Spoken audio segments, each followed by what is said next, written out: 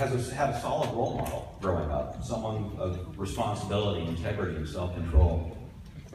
You might think that a husband of one wife for 19 years with 5 beautiful girls, comes from a family of a mom and dad who loved each other, sacrificed for their family, and put each other first. That's right, I have a wife and 5 daughters. You might think that the toilet seat stays down all the time in my house, and you'd be right. Well, that's today. But 30 years ago, when I was 16 years old, my life was very different. Life was a mess. And from reading your biographies and seeing the video from today, it's a mess that some of you may be all too familiar with. Like some of you, I had no safety net and no stability because 30 years ago, when I was 16 years old in Broward County, I became a foster child. My story began before then because my parents were divorced before I was a year old. I never knew my father. He abandoned me during the divorce proceedings, and I never met him. My mother was a drug addict who was divorced and remarried and divorced again and again. She couldn't hold down a job. She moved from place to place, from city to city and state to state. By the time I was 16 years old, I had moved 26 times in 6 different states and changed high school 10 times. And Superintendent Runcie, in Broward County alone, I went to Cooper City, Stranahan, MacArthur, and graduated finally from South Plantation.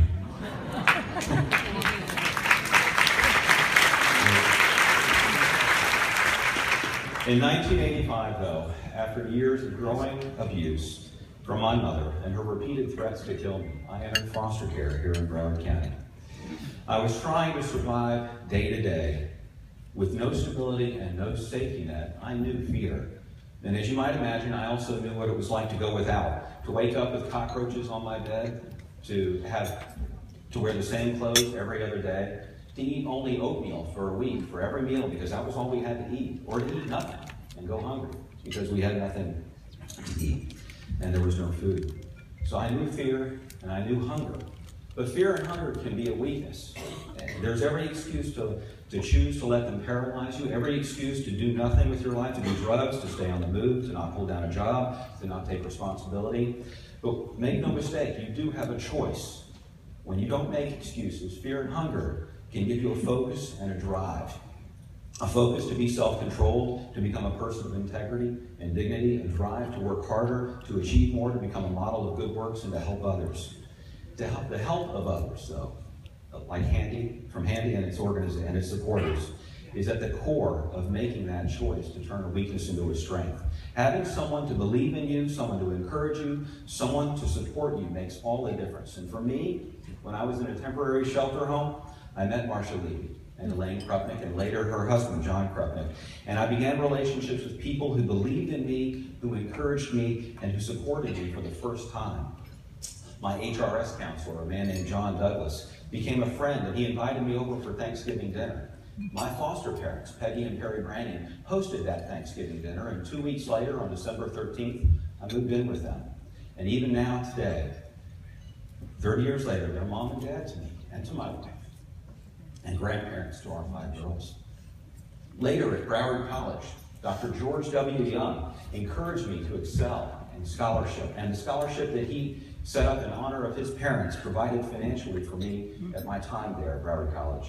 Hillary Fox helped me to plan my education and career and to apply for scholarships that would allow me to finish college and then finish law school. Most of all, finding faith and hope in Jesus Christ changed my life, and I was no longer just surviving, but I now began living. And I tell you about these people, not because you may know them, but because you can be them to someone like me. You can be the friend, the counselor, the foster parent, the academic planner, and the scholarship support. The call is for Handy and its supporters to continue to do good works and invest in our future. And as a good friend of mine put it, charity is the rent that you pay to the community that has given you everything you have.